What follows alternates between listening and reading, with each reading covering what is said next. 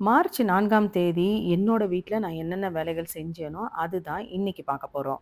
என் பேர் மஞ்சு. பெங்களூர்லேருந்து இந்த வீடியோவ உங்களுக்கு ஷேர் பண்ணியிருக்கேன். முதல்ல நம்ம பிறந்தநாள் விஷஸ் பார்த்துடலாம்.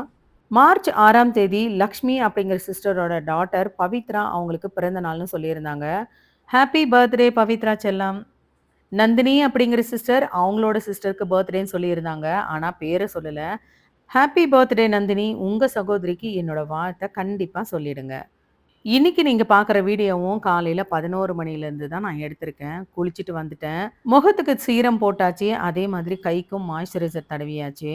வீட்ல போடுறது ஆர்ட்டிஃபிஷியல் கம்பல் அப்படிங்கிறதுனால நைட்ல கழட்டி வச்சுருவேன். காலையில குளிச்சுட்டு நான் போட்டுப்பேன். இப்ப ரீசன்ட் டேஸா என்னோட தலைமுடி ரொம்ப ட்ரை ஆகுதுன்னு சொல்லியிருந்தேன். ரொம்ப ரேரா தான் கண்டிஷனர் யூஸ் பண்ணுவேன். இன்னைக்கு நான் கண்டிஷனர் யூஸ் பண்ணியிருக்கேன். கண்டிப்பா வீக்லி ஒன்ஸ் இனிமே இந்த கண்டிஷனர் யூஸ் பண்ணா தான் என்னோட முடி பழைய நிலைமைக்கே வரும் போல இருக்குங்க. ரெகுலரா என்னோட வீடியோ பார்க்குறவங்களுக்கு தெரியும். ஒரு நாள் விட்டு ஒரு நாள் தலைக்கு குளிச்சிருவேன். இப்ப ரீசன்ட் டேஸா தலைவலி, தலை சுத்தல் அப்படி இருந்ததுனால நான் வந்து வீக்லி 2 டேஸ் தான் தலைக்கு குளிச்சிருந்தேன். அதனாலேயோ என்னவோ தெரியல, அதிகமா முடி கொட்ட ஆரம்பிச்சிருச்சு. இப்போ ஒரு 10 டேஸா நான் வந்து ஒரு நாள் விட்டு ஒரு நாள் ஆனியன் ஜூஸ் தடவுறதுனால, இப்ப நல்லாவே இம்ப்ரூவ்மெண்ட் இருக்குங்க. இன்னைக்கு ஹேர் சீரம் எல்லாம் தடவிட்டு முடிய கையால கோதி எடுக்கிறப்ப ஒரு 10 முடிக்கு தான் வந்துச்சு. எனக்கு ரொம்பவே சந்தோஷமா இருந்ததுங்க. குளிச்சு முடிச்ச உடனே இந்த மாதிரி வேலைய பார்த்துட்டு தான் என்னோட அடுத்த வேலையே இருக்கும். ஏன்னா வேலைன்னு ஸ்டார்ட் பண்ணிட்டேன்னு வச்சுக்கோங்க, வேலை மேல தான் இன்ட்ரெஸ்ட் போகுமே தவிர, இதெல்லாம் பண்றதுக்கே மறந்துருவேன். நான் மட்டும் இல்ல, உங்களுக்கும் இதே அட்வைஸ் தான் சொல்றேன். ஒரு 10 நிமிஷமாச்சும் உங்க ஸ்கின்னுக்கும், ஹேருக்கும் டைம் ஸ்பெண்ட் பண்ணுங்க. மாய்ஸ்சரைசர் அப்படிங்கிறது நம்ம ஸ்கின்னுக்கு ரொம்ப ரொம்ப இம்பார்ட்டன்ட்டுங்க. ஸ்கின்னு ட்ரை ஆச்சுன்னா தோல்ல அதிகமா சுருக்கம் வரும். ஸ்கின்னு ட்ரை ஆகும். சீக்கிரமாவே வயசான தோற்றம் வர ஆரம்பிச்சுரும். அதனால உங்க ஸ்கின்ல எப்பவுமே ஈரப்பதம் இருக்கிற மாதிரி ஏதாவது ஒரு மாய்ஸ்சரைசர உங்க ஸ்கின்னுக்கு செட் ஆகுற மாதிரி அப்ளை பண்ணுங்க. கமெண்ட்ல ஒரு சிஸ்டர் உங்க ஹேர் ஸ்டைல பத்தி சொல்லுங்க அப்படின்னு கேட்டிருந்தாங்க. ஹேர் ஸ்டைலுன்னு ஸ்பெஷலா அப்படியெல்லாம் எதுவுமே கிடையாது. சீரம் தடவி சீப்புல நல்லா சிக்கெடுத்து விட்டுருவேன். அதுக்கப்புறமா கை விரல்ல நல்லா முடிய கோதி விட்டு அதுக்கப்புறமா கிளிப்பு போடுவேன். சீப்புல மாறும்போது கொஞ்சம் மொழு மொழுன்னு தெரியும். அதனால கையில விரல்ல கோதி விட்டு போடும்போது பார்க்கறதுக்கு கொஞ்சம் லைட்டா மெஸ்ஸியா நல்லா தெரியும். கிட்டத்தட்ட ஒரு 15 வருஷமா இதாங்க என்னோட ஹேர் ஸ்டைல். அவ்வளோதான், கிச்சனுக்கு வந்தாச்சு. இதுக்கு மேல என்னோட சமையல் வேலை. கன்டினியூஸா 3 நாளா தொடர்ந்து வீடியோ போட்டுட்ருக்கேன். அதனால காலையில பிரேக்ஃபாஸ்ட்ட செஞ்சு முடிச்சுட்டு போய் வாய்ஸ் ஓவர் குடுக்குறதுக்கு உட்காந்துருவேன். வாய்ஸ் ஓவர் குடுத்துட்டு, குளிச்சுட்டு, அதுக்கப்புறமா தான் கிச்சன் உள்ளவே நுழையிறது. பாருங்க, அது அது போட்டது போட்ட வாக்குல அப்படி அப்படியே கிடக்கு. நெறைய பேரு ஆஃபீஸ் போறதுக்காக யூனிஃபார்ம் போடுறத பார்த்துருப்பீங்க. ஹவுஸ் ஒய்ஃபா இருக்கிற நம்மளோட யூனிஃபார்ம் எதுன்னு பார்த்தீங்கன்னா, இந்த ஏப்ரான் தான். கிச்சனுக்குள்ள வந்தா ஆட்டோமேட்டிக்கா எனக்கு அந்த ஏப்ரான் மேல தாங்க கையே போகுது. காலையில வேர்க்கடலை சட்னியும், தோசையும் தான் பண்ணியிருந்தேன். கவுண்டர் டாப் மேல, ஸ்டவ் மேல எல்லாமே மாவு சிந்தி இருந்தது. இதோட அப்படியே வேலை செய்யறதுக்கு நிச்சயமா எனக்கு பிடிக்காது. அதனால முதல்ல இதெல்லாம் ஃபர்ஸ்ட்டு கிளீனா தொடச்சு விட்டுட்டு, அதுக்கப்புறமா தான் என்னோட சமையல் வேலைய நான் ஸ்டார்ட் பண்ண போறேன். கரெக்ட்டா வின்டர் முடிஞ்சு இந்த சம்மர் ஸ்டார்ட் ஆகும்போது, ஐயோ! என்னம்மா ஸ்கின்னு ட்ரை ஆகுதுங்க. கண்ணு ட்ரை ஆகி அப்படியே எரிய ஆரம்பிக்குது. லிப்ஸ் எல்லாம் ட்ரை ஆகுது. த்ரோட் எல்லாம் ட்ரை ஆகுது. எதையாச்சும் சூடா அப்படியே குடிச்சுக்கிட்டு இருக்கலாம் போல இருக்கு. கிட்டத்தட்ட 6, 7 மாசமா ஃபேன் காத்து அப்படிங்கிறதே இல்ல. இப்ப இந்த 20 நாளா ஃபேன் போடுறதுனால அந்த ஃபேன் காத்தும் ஆக மாட்டேங்குது. வின்டர் டைம்ல கூட இந்த மாதிரி ஆகல. வின்டர் முடிஞ்சு நமக்கு சம்மர் ஸ்டார்ட் ஆகும்போது இந்த மாதிரி பிரச்சனை எல்லாமே ரொம்ப கஷ்டமா இருக்குங்க. நைட்டே கொஞ்சமா பச்சை பயிறு ஊற வச்சிருந்தேன். அத வந்து குக்கர்ல போட்டு அப்படியே ஒரு 2 விசில் எடுத்துக்க போறேன். இன்னைக்கு சமையல் என்னன்னு பார்த்தீங்கன்னா, மிளகாய் கிள்ளி போட்ட சாம்பாரும், பச்சை பயிரும், கேபேஜும் சேர்த்து தேங்காய் போட்டு பொரியல் பண்ண போறேன். மண்டே, டியூஸ்டே நான்வெஜ்ஜு, முட்டை இதெல்லாம் சாப்பிட மாட்டேன். அதனால இன்னைக்கு முட்டையுமே சேர்த்து வேக வைக்கிறேன். கேபேஜ பொடியா கட் பண்ணி வச்சிருந்தேன். அத அலசி அப்படியே ஒரு பிளேட்ல எடுத்து வச்சுக்கிட்டேன். பச்சை பயிறு விசில் வந்த உடனே அதே குக்கர்ல சாம்பாருக்கு பொரியலும் வைக்க போறேன். சாம்பாருக்கு தேவையான வெங்காயமும், தக்காளியும் கட் பண்ணி வச்சுட்டேன். இன்னைக்கு சமையல் பண்ணும்போது என்னோட ஸ்நாக்ஸ் என்னன்னு பார்த்தீங்கன்னா, வெள்ளரிக்காய். வெள்ளரிக்காய தோல் சீவி அப்படியே பிளேட்ல எடுத்து வச்சுக்கிட்டேன். ஊர்லேருந்து அண்ணி குடுத்து விட்ட பட்டர் பிஸ்கெட்டும் ஒரு 2 பிஸ்கெட் எடுத்து வச்சுக்கிட்டேன். யாருக்கெல்லாம் சாம்பார் பிடிக்காது அப்படின்னு சொல்லுங்க. எனக்குன்றது பருப்பு போட்டு வைக்கிற எந்த சாம்பாருமே பிடிக்காதுங்க. புளிக்குழம்பும் அந்த அளவுக்கு பிடிக்கிறதில்ல. ஆனா தேங்காய் அரைச்சு வைக்கிற எந்த குழம்பா இருந்தாலுமே கண்ண மூடிக்கிட்டு அப்படியே சாப்பிட்டுருவேன். பச்சை பயிறு ஒரு 3 விசில் வந்து நல்லா வெந்துருச்சு. அதனால அதை எடுத்துட்டு அப்படியே குக்கர்ல பருப்பும் வைக்க போறேன்.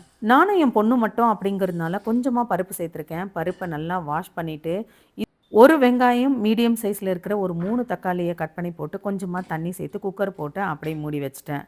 ஒரு பிளேட்டில் சாம்பாருக்கும் பொரியலுக்கும் தேவையான வெங்காயத்தை ஒன்றாவே கட் பண்ணி வச்சுட்டேன். சாம்பார் தாளிக்கிறதுக்காக கொஞ்சம் மிளகாயும் கிள்ளி வச்சுட்டேன். கொஞ்சம் கறிவேப்பிலை எடுத்து வச்சுருக்கேன். அதே மாதிரி பச்சை மிளகாயும் கொஞ்சம் கட் பண்ணி வச்சுருக்கேன். பருப்பு விசில் வந்துட்டு இருக்கும் போதே நான் வந்து அப்படியே சாம்பாரை தாளிக்க ஆரம்பிச்சிட்டேன். கொஞ்சமாக எண்ணெய் சேர்த்துக்கிட்டு கடுகு, சீரகம், வெந்தயம் இதெல்லாம் நல்லா வெடித்த பிறகு அதுக்கப்புறமா காஞ்ச மிளகாயை முதல்ல நான் சேர்த்துக்கிட்டேன். ஏன்னா கிள்ளி போட்ட சாம்பாருக்கு இந்த மிளகாவோட வாசம் சாம்பாரில் இருந்தால் தான் நல்லாயிருக்கும். அதனால மிளகாயை முதல்ல போட்டுட்டு கருப்பாகிற வரைக்கும் ஃப்ரை பண்ணிவிட்டு அதுக்கப்புறமா வெங்காயத்தை நான் போட்டு வதக்குவேன். வெங்காயம் வதங்கும் போது கொஞ்சம் மஞ்சள் பொடியும் சேர்த்து வதக்கி விட்டுருக்கேன். கடைசியாக பருப்பை கடைஞ்சி இதில் ஊற்றிட்டேன். புளி ஊற வைக்க மறந்துட்டேன். அதனால் புளியை நல்லா தண்ணியில் அலசிட்டு கொதிக்கிற குழம்புலேயே கொஞ்சமாக அதில் ஊற்றி ஒரு 2 நிமிஷம் விட்டு அந்த புளி தண்ணியுமே கரைச்சி குழம்புல ஊற்றிட்டேன். குழம்பு கொதித்த பிறகு ஸ்டவ் ஆஃப் பண்ணி விட்டுட்டேன். கடைசியாக கொத்தமல்லி வேணும்னா போடலாம். என் பொண்ணுக்கு கொத்தமல்லி பிடிக்காது அப்படிங்கிறதுனால நான் கொத்தமல்லி சேர்க்கலை. இப்போ குக்கர் காலி ஆயிடுச்சு. அதனால குக்கரில் ரைஸும் வச்சு விட்டுட்டேன். குழம்பு கொதித்த பிறகு குழம்புமே வேறு ஒரு பாத்திரத்தில் மாற்றிட்டேன். இப்போ இதே கடாயை ஒரு முறை தண்ணியில் அலசிட்டு நான் வந்து முட்டையை நான் வந்து பெப்பர் போட்டு ஃப்ரை பண்ணி எடுத்துக்க போகிறேன். கொஞ்சமாக எண்ணெய், கடுகு, மிளகுத்தூள், உப்பு இதெல்லாம் சேர்த்துட்டு ஸ்டவ் ஆஃப் பண்ணி விட்டுருவேன். அதுக்கப்புறமா கட் பண்ண முட்டையை அதில் வச்சு அப்படியே வதக்கி விட்டுருவேன். ஏன்னா சூடாக இருக்கும் போது முட்டையை போட்டோன்னு வச்சுக்கோங்க, முட்டை வந்து அப்படியே ரோஸ்ட் ஆகிடும். சாப்பிடும் போது ரொம்ப ஹார்டாக இருக்கும். முட்டையை பிளேட்டில் எடுத்து வைக்கும் போது அப்படியே பெப்பரும் சேர்த்து அப்படியே இப்படி எடுத்து வச்சோன்னு வச்சுக்கோங்க, கடாயில் இருக்கிற பெப்பர் எல்லாமே முட்டையில் வந்துடும். பெப்பரும் நமக்கு வேஸ்ட் ஆகாது. இந்த கடாயில் சாம்பாரும் தாளிச்சிட்டேன், முட்டையும் தாளித்து எடுத்துட்டேன். இன்றைக்கி பூஜை பண்ணணும். அதனால் மதியானம் என்னால் முட்டை சாப்பிட முடியாது. அதனால் முட்டை செஞ்ச இந்த கடாயை நல்லா சோப்பு போட்டு வாஷ் பண்ணிவிட்டு அதுக்கப்புறமா இதிலேயே நான் பொரியலும் செய்ய போகிறேன். இப்போ பொரியல் செய்கிறதுக்காக கொஞ்சமாக கடாயில் எண்ணெய் சேர்த்துக்கிட்டேன். கடுகு சேர்த்தாச்சு. கடுகு நல்லா வெடித்த பிறகு கொஞ்சமாக கடலைப்பருப்பு, உளுத்தம்பருப்பு, சீரகமும் சேர்த்துக்கிட்டேன். கடுகு நல்லா வெடித்த பிறகு கட் பண்ணி வச்ச காஞ்ச மிளகா, பச்சை மிளகா, கறிவேப்பிலை இதெல்லாம் சேர்த்து நல்லா வதக்கி விட்டாச்சு. வெங்காயம் நல்லா வதங்கின பிறகு பொடியாக கட் பண்ணி வச்ச கேபேஜும் சேர்த்துக்கிட்டேன். எந்த வெஜிடபிளாக இருந்தாலும் பொடியாக கட் பண்ணணும்னு வச்சுக்கோங்க, அது வந்து சீக்கிரமாக வந்துடும். அதிகமாக எண்ணெய் சேர்க்கணுன்னு அவசியம் இல்லை, தண்ணி சேர்த்து வேக வைக்கணுங்கிற அவசியமும் இல்லை. கேபேஜை சேர்த்துட்டு லைட்டாக ஒரு 2 நிமிஷம் அப்படியே வதக்கி விட்டுட்டேன். அதுக்கப்புறம் வேக வச்ச பச்சை பயிரும் இது கூடவே சேர்த்து நல்லா வதக்கி விட்டுட்டேன். இந்த பச்சை பயிரில் கொஞ்சம் தண்ணி இருக்கும். இந்த தண்ணியிலேயே இந்த கேபேஜ் வந்துடும். லைட்டாக மஞ்சள் பொடியும் உப்பும் போட்டு விட்டுட்டு அதுக்கப்புறமா ஒரு தட்டை போட்டு அப்படியே மூடி வச்சுட்டேன். ஒரு 5 நிமிஷம் அப்படியே மூடி வச்சா போதும், சூப்பராக வெந்துடும். கடைசியாக நமக்கு துருவன தேங்காயை போட்டு மிக்ஸ் பண்ணி நம்ம ஸ்டவ்வை ஆஃப் பண்ணிட வேண்டியதுதான். சமையல் வேலை முடிச்சிட்டேன். இதுக்கப்புறமா பாத்திரம் தேய்க்கணும், ஸ்டவ் க்ளீன் பண்ணணும், கவுண்டர் டாப்பை க்ளீன் பண்ணணும். அவ்வளோதாங்க. நந்தினி அப்படிங்கிற சிஸ்டர் எனக்கு பர்சனலாக ஒரு மெயில் அனுப்பிச்சிருந்தாங்க. என்னோடய மெயில் ஐடி லேப்டாப்பில் தான் ஓப்பன் பண்ணியிருக்கேனே தவிர இன்னும் நான் ஃபோனில் ஓப்பன் பண்ணலை. இப்போ என் பொண்ணுக்கு எக்ஸாம் நடந்துட்டு இருக்கிறதுனால லேப்டாப் ஃபுல்லாக அவகிட்ட இருக்குது. அதனால என்னால் அதுக்கு ரிப்ளை பண்ண முடியல. கண்டிப்பாக ஏதாவது ஒரு வீடியோவில் நீங்கள் கேட்ட கேள்விக்கு நான் பதில் சொல்கிறேன். சத்யா, உங்கள் பேரை வந்து நான் வீடியோவில் சொல்லக்கூடாதுன்னெலாம் இல்லை. நிறைய கமெண்ட்ஸ் வருது. அதில் இந்த மாதிரி வர கமெண்ட்ஸை நான் கண்டிப்பாக ஸ்க்ரீன்ஷாட் எடுத்து வச்சுருவேன். வாய்ஸ் ஓவர் கொடுக்கும்போது தேடி பார்ப்பேன். அதில் ஒரு சிலது மிஸ் ஆகிடும். சரி, இன்றைக்கி 5 க்யூட்டான சிஸ்டரோட பேரை நான் சொல்ல போகிறேன். சத்யா, அரீஃபா, அமுதா, பிரமீளா, பரமேஸ்வரி. இந்த 5 பேருக்குமே அக்கா வந்து ஹாய் சொல்லிக்கிறேன். நான் இங்கே சூப்பராக இருக்கேன். நீங்கள் எப்படி இருக்கீங்கன்னு கமெண்ட்டில் சொல்லுங்கள். கேபேஜ் நல்லாவே வெந்துருச்சு. கடைசியாக துருவன தேங்காயை போட்டு கொஞ்சம் நேரம் மிக்ஸ் பண்ணி விட்டுட்டு அப்படியே இறக்கி வச்சுட்டேன். 2 பட்டர் பிஸ்கெட், ஒரு குக்கும்பர் சாப்பிட்டதில் நல்லாவே பசி அடங்கி போச்சு. அதனால இப்போ சாப்பிட போகிறதில்ல, கொஞ்சம் நேரம் கழித்து தான் சாப்பிட போகிறேன். அதனால கவுண்டர் டாப்பு, ஸ்டவ் எல்லாத்தையுமே க்ளீன் பண்ணி வச்சிட போகிறேன். கமெண்ட்டில் ஒரு சிஸ்டர் வெயிட் லாஸ்க்கு டிப்ஸ் சொல்லுங்கள் அப்படின்னு கேட்டிருந்தாங்க. கண்டிப்பாக வெயிட் லாஸ்க்கு எனக்கு தெரியாதுங்க. ஆனால் வெயிட் கெயினுக்கு என்னால் சொல்ல முடியும். நான் வந்து வெயிட் கெயின் ஆகாமல் இருக்கிறதுக்கான ரீசன் பார்த்தீங்கன்னா, அதிகமாக ஸ்வீட் சாப்பிட மாட்டேன். கடையில் விற்கிற ஸ்நாக்ஸ் எதுவுமே அதிகமாக சாப்பிட மாட்டேன். சீஸு, பட்டரு, பால் இந்த மாதிரி ஐட்டமும் அதிகமாக எடுத்துக்க மாட்டேன். அதனால ஒரே லெவலில் நான் வெயிட்டை வந்து மெயின்டைன் பண்ணுறேன். வீட்லேயும் அதிகமான வேலை இப்படி செய்கிறதுனால வெயிட்டும் எனக்கு அதிகமாக கெயின் ஆகுறதில்ல. ஒரு 5 கேஜி வெயிட் கெயின் பண்ணேன்னு வச்சுக்கோங்க, கண்டிப்பாக தொப்பை வந்துடும். இப்போதைக்கு அந்த தொப்பைன்ற பிரச்சனையே எனக்கு கிடையாது. எங்கள் சித்தி வீட்டில் தான் எனக்கு வந்து முதல் பையன் டெலிவரி ஆனது. சித்தின்னா அம்மாவோட ஓன் சிஸ்டருங்க. அவங்க வந்து கர்நாடகாவில் ஷிமோகா அப்படின்ற இடத்துல இருக்காங்க. அங்கே தான் எனக்கு டெலிவரி பார்த்தாங்க. டெலிவரி ஆகி கிட்டத்தட்ட 11 நாளைக்கு எனக்கு வந்து பத்திய சாப்பாடு தான் கொடுத்தாங்க. சரியா சாப்பாடு இல்லாதனால இருந்த தொப்பை எல்லாமே அப்படியே கரைஞ்சி போச்சு. 2வதா பார்த்தீங்கன்னா, டெலிவரி ஆகி 2வது நாள்லயே பார்த்தீங்கன்னாக்கா, வயித்துல அப்படியே டைட்டா துணிய கட்டி விட்டுட்டாங்க. கிட்டத்தட்ட 2 மாசம் கட்டியிருந்தேங்க. டைட்டுன்னா டைட்டு, அந்த அளவுக்கு டைட்டு. மூச்சு கூட விட முடியாது. உட்கார கூட முடியாது. இப்படி கட்டியிருந்ததுனால கிட்டத்தட்ட பார்த்தீங்கன்னா, எனக்கு கல்யாணம் ஆகுறப்ப எப்படி இருந்தனோ, அதே மாதிரி என்னோட வயிறு ஆயிப்போச்சு. 2வது டெலிவரியுமே பார்த்தீங்கன்னா, நார்மல் டெலிவரி தான். டெலிவரி ஆகி 2வது நாளே ஃபேமிலி பிளானும், ஆப்பரேஷனும் பண்ணியாச்சு. லேப்ராஸ்கோப்பில ஆப்பரேஷன் பண்ணதுனால, ஒரு 2 இன்ச் அளவுக்கு தான் வயித்துல கட் பண்ணியிருந்தாங்க. அதனால ஒரு வாரம் கழிச்சு ஆப்பரேஷன் எந்த இடத்துல பண்ணாங்களோ, அதுக்கு கீழ அப்படியே நானே டவல கட்டிவிட்டேன். ரொம்ப டைட்டா கட்டல. என்னால எந்த அளவுக்கு தாங்க முடியுமோ, அந்த அளவுக்கு கட்டிக்கிட்டேன். இப்படி பண்ணதுனாலயோ என்னமோ தெரியல, சுத்தமா எனக்கு அந்த தொப்பன்ற பிரச்சனையே இல்லாம போயிடுச்சுங்க. கிச்சன் கவுண்டர் டாப்பு, ஸ்டவ்வு எல்லாத்தையும் கிளீன் பண்ணி முடிச்சுட்டேன். ஒரு வழியா சாப்பிட்டா கொஞ்ச நேரம் படுத்துக்கலான்னு சாப்பாடும் போட்டுக்கிட்டேன். பூஜை பாத்திரம்லாம் கழுவி சாயங்காலம் பூஜை பண்ணணும். அதனால முட்டை சாப்பிடல. நேத்து வச்ச மோர் குழம்பும் கொஞ்சம் இருந்தது. காலையில தோசைக்கு வச்ச வேர்க்கடலை சட்னியும் இருந்தது. வேர்க்கடலை சட்னி எனக்கு ரைஸ்க்கு ரொம்ப பிடிக்கும் அப்படிங்கிறதுனால, ஃபர்ஸ்ட்டு ரைஸுக்கு வேர்க்கடலை சட்னிய போட்டுக்கிட்டு சாப்பிட்டுட்டேன். சாப்பிட்டு ஒரு 5 மணிக்கு எழுந்தேன். பூஜை பாத்திரத்த எல்லாமே நல்லா கழுவி வாஷ் பண்ணி எடுத்துட்டு, அதுக்கப்புறமா பொட்டெல்லாம் வச்சு, அதுக்கு இப்போ பூவும் வச்சுட்ருக்கேன். வீக் டேஸ்ல செவ்வாய்க்கிழமை, வெள்ளிக்கிழமை இந்த 2 நாள விட்டுட்டு, மத்த நாள்ல ஏதாவது ஒரு டேஸ்ல நான் வந்து பூஜை பாத்திரத்த எல்லாத்தையும் கழுவி பூஜை பண்ணி விட்டுருவேன். வெள்ளிக்கிழமை அப்படியே பூ மட்டும் மாத்திட்டு, அப்படியே பூஜை பண்ணிடுவேன். இந்த ஊர்ல அதிகமா பார்த்தீங்கன்னா, இந்த மாதிரி சாமந்தி பூவ, உதிரி பூவா தான் வச்சுட்ருப்பாங்க. இந்த உதிரி பூவ ஒரு 1/4 கேஜி வாங்கிட்டு வந்தா போதும். கிட்டத்தட்ட 10 நாளைக்கு தாராளமா நம்ம யூஸ் பண்ணலாம். நம்ப ஊருன்னா மல்லி, முல்லை இந்த மாதிரி நல்லா வாசமான பூவெல்லாம் கிடைக்கும். இந்த ஊர்ல அதெல்லாம் எதிர்பார்க்கவே முடியாதுங்க.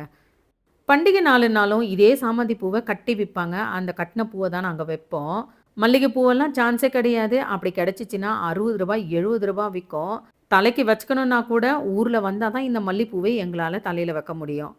பூஜைய முடிச்சுட்டு, அதுக்கப்புறமா பெட்டு மேல கொஞ்சம் துணியெல்லாம் இருந்தது. அந்த துணியெல்லாம் கொண்டு போய் அப்படியே வார்ட்ரோப்ல எடுத்து வச்சுட்டேன். கீழ இருக்கிற இந்த பெட்ரூம்ல பெட் மேல மட்டும் எப்பவுமே துணி இருந்துகிட்டே இருக்கும். நானும் கொண்டு போய் வச்சுக்கிட்டே இருப்பேன். கொஞ்சம் துணி தான் இப்ப எடுத்துட்டு வந்தேன். மறுபடியும் எப்போ மேல வரேனோ, அப்பதான் இன்னும் கொஞ்சம் துணிய நான் மேல கொண்டு வருவேன். மேல வர்றதுக்கு எல்லாருக்குமே சோம்பேறித்தனம். வெளியில எங்கனா போயிட்டு வந்தாங்கன்னா, அந்த பேக்கும் அந்த பெட் மேல தான் இருக்கும். துவைச்ச துணியும் அந்த பெட் மேல தான் கிடக்கும். 24 ஹவர்ஸும் அது மேல ஏதாவது ஒண்ணு இருந்துகிட்டே இருக்கு. நானும் காலி பண்ணணும்னு நெனச்சு எடுத்து வச்சுக்கிட்டே தான் இருப்பேன். திரும்ப திரும்ப வந்து சேர்த்துக்கிட்டே தான் இருக்கும். உங்க வீட்ல எப்படின்னு கமெண்ட்ல சொல்லுங்க. துணிய வச்சுட்டு பெட்ரூம் வழியா வரும்போது அப்படியே கண்ணாடிய பார்த்துட்டேன். இன்னைக்கு கண்டிஷனர் போட்டிருந்ததுனால கண்ணாடியில பார்க்கறதுக்கு எப்படி இருக்குன்னு பார்த்தேன். கையில தொடும்போது அந்த அளவுக்கு முடி சாஃப்ட்டா இருந்தது. முடியுமே பார்க்கறதுக்கு நல்லா லாங்கா இருந்தது. இந்த அளவுக்கு லாங்கா நான் வச்சதே கிடையாது. இப்ப தாங்க ஃபர்ஸ்ட் டைமா நான் வச்சிருக்கேன். மளிகை சாமான் வாங்கும்போது வாங்கி வச்ச பாதாம், என் பையன் மண்டே தான் அவன் ரூமுக்கு கிளம்பி போனான். அப்பவே அவனுக்கு ஃப்ரை பண்ணி கொஞ்சம் குடுத்து அனுப்பணும்னு நெனச்சேன். குடுத்து அனுப்ப முடியாம போயிடுச்சு. பாதாம் கடாயில போட்ட உடனே கொஞ்சமா உப்பு தண்ணி தெளிச்சு விட்டுட்டு, அப்படியே ஃப்ரை பண்ணிக்கிட்டே இருக்கணும். வேர்க்கடலை வறுக்கும்போது எப்படி பட்டு பட்டுன்னு நல்லா வெடிக்கிற சவுண்ட் வருதோ, அந்த மாதிரி சவுண்ட் வரணும். நல்லா ஃப்ரை ஆகணும். இந்த மாதிரி நல்லா உப்பு போட்டு வறுத்து குடுத்தீங்கன்னு வச்சுக்கோங்க, சாப்பிடாத பசங்க கூட சூப்பரா இத சாப்ட்டுருவாங்கங்க. என் பொண்ணு கிச்சனுக்கு வரும்போதெல்லாம் கையில இது ஒரு புடி எடுத்துட்டு போயிடுவா. அதனால நான் என் பொண்ணுக்காக இத இப்ப செஞ்சு வைக்கிறேன். மதியம் செஞ்ச சாப்பாடுல பாருங்க, எவ்ளோ சாப்பாடு அப்படியே இருக்கு. கேபேஜ் பொரியலுமே கொஞ்சம் அப்படியே இருக்கு. இந்த கப்ல இருக்கிற பொரியலும், மதியம் வேக வச்ச முட்டையும் கப்ல இருக்கு. இதுவே எனக்கு போதும். ரைஸ் எதுவுமே நான் சாப்பிட மாட்டேன். நைட்ல சாப்பிட்டேன்னு வச்சுக்கோங்க, ரொம்ப ஹெவியாலாம் சாப்பிடுறதில்ல. இப்படி லைட்டா சாப்பிடுறதுனாலயோ என்னவோ தெரியல, அதிகமா தொப்பையும் போடுறதில்ல. கிட்டத்தட்ட ஒரு 4 நாளா வெஜ் சாப்பாடு தான் சாப்பிட்டுட்டு இருக்கேன். நான்வெஜ் சாப்பிடணும்னு ஆசை வந்துருச்சு. நாளைக்கு போய் கொஞ்சமா சிக்கன் வாங்கிட்டு வரலான்னு இருக்கேன். அதுக்கு தேவையான சின்ன வெங்காயமும், கொஞ்சம் பூண்டும் உரிச்சு வச்சுட்டுருக்கேன்.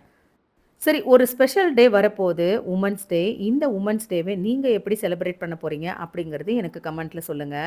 ஒரு 5 வருஷத்துக்கு முன்னாடி என்னோட ஹஸ்பண்ட் மும்பைல இருந்தப்ப, என் பையனுக்கு ஃபோன் பண்ணி, "இன்னைக்கு வுமன்ஸ் டே. உங்க அம்மா எந்த வேலையும் செய்ய வேணாம். 3 வேளையும் அவங்களுக்கு ஹோட்டல்லயே வாங்கிட்டு வந்து குடு" அப்படின்னு சொல்லியிருந்தாங்க. என் பையன் சொன்ன உடனே, "அடடா! இப்படியும் ஒண்ணு இருக்கே! இத்தன வருஷமா இத கோட்ட விட்டுட்டோமே!" அப்படின்னு நெனச்சேன். அன்னைக்கு டே ஃபுல்லா நான் சமைக்கவும் இல்ல, எந்த வேலையும் செய்யல. ஃபுல்லு நல்லா ரெஸ்ட் எடுத்தேன்.